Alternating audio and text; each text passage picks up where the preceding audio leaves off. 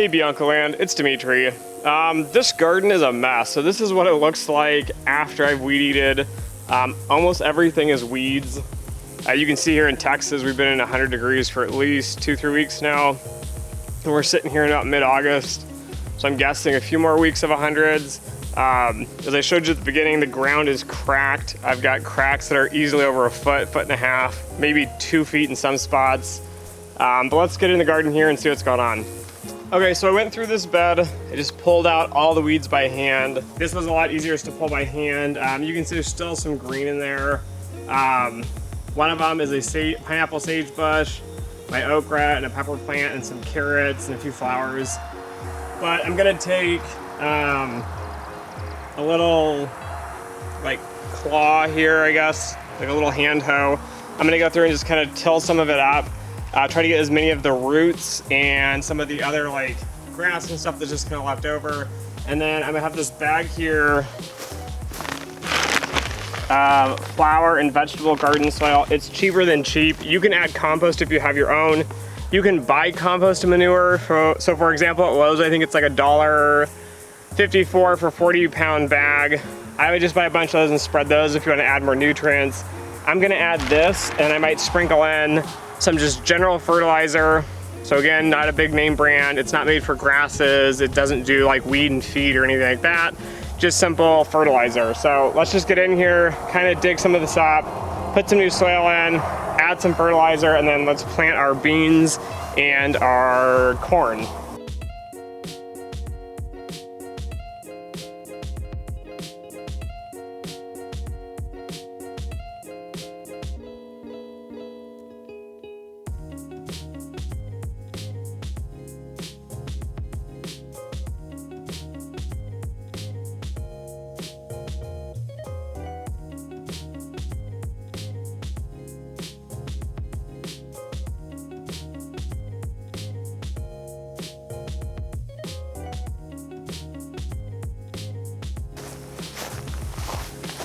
Okay, so I added some dirt here, which we're just gonna kind of level out a little bit.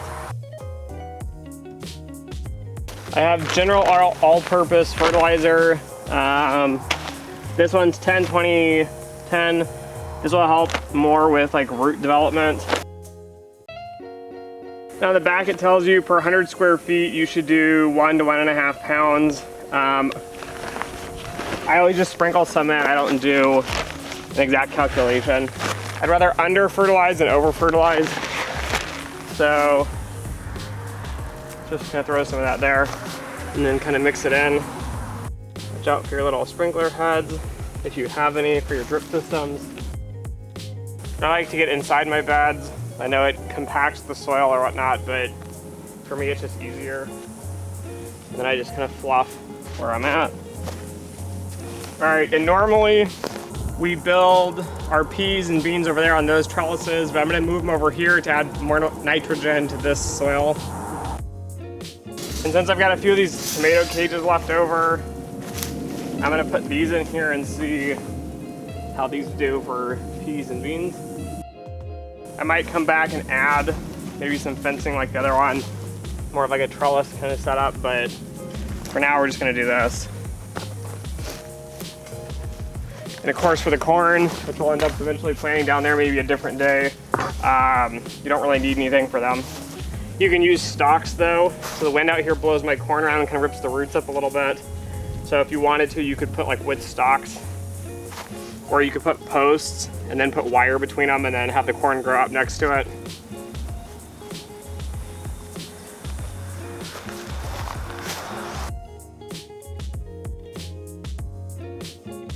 Okay, so I rechecked my schedule and it's only beans today and corn. So peas are in 2 more weeks, or at least here for Dallas. This is Dallas specific.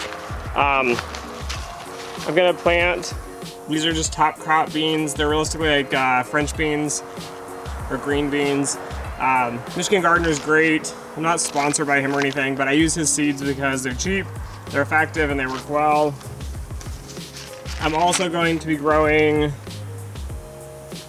Indian corn and glass gem corn. A lot of people say these are ornamental. One of the reasons is the corn itself is quite hard. I believe this is what you use for like popping corn. but I grew some in the spring. We're gonna grow some from our seed as well that we harvested. So 2 of these wires we're gonna put the beans on, and then in 2 weeks we're gonna do the peas. So the beans get planted 1.5 inches in depth. Seed spacing is 2 to 3 inches. Row spacing is 24 inches. So those are about 2 feet apart, the wire racks. So we're just gonna plant a bunch of these in little groups just around 2 of the posts. And then the corn planting depth is again 1.5 inches. Seed spacing is 4 to 6 inches, and row spacing is 30 to 36. I'm gonna ignore the row spacing because I like to grow it as densely as possible. Last year it seemed to do well, so I'm gonna try to grow more this year and get a lot of cornmeal out of it. So I'm gonna save these 2 for the peas. Let's just get the beans here real quick. Let's see how many I have. Also avoiding some of the fire ants in here. Okay, so I don't have very many of these left. We have about 14 of these, so let's do about 7 on each. I'm gonna plant them around the outsides, and then they'll grow up and will be easier to harvest. Here it says to firm the soil over it. So I'm gonna put 1 on each of these 4 sides to start with. And then I'm just gonna do some of the corners here as well. So that's 4, 5, 6, and probably 7 here would be easier to harvest from. Let's do the same. 1, 2, 3, 4, 5, 6. And then again, this corn are probably easiest to harvest from, so 7. So the beans are all planted. Let's do the corn.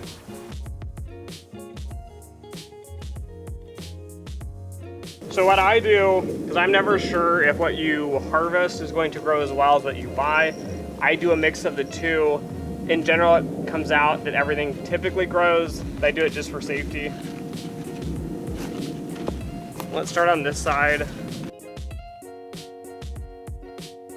And we're gonna go around this little pepper plant, just in case it does come back. And one thing to note in Texas, the heat and the sun is so terrible, you have to shade a lot of stuff to get it to grow.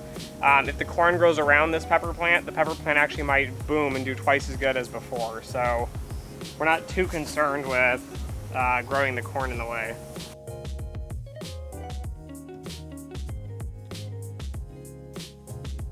So these are about, I don't know, 6 inches from the edge. I'm gonna do probably about 8 inches to a foot.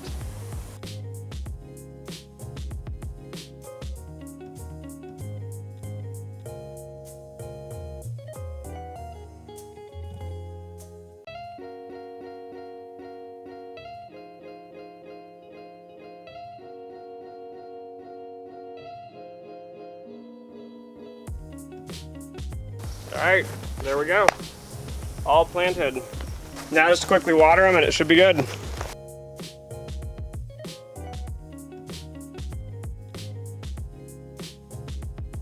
Anyways, that's it. That's the planting of the beans, the corns, kind of cleaning up at least a bed, how I do it fairly quickly.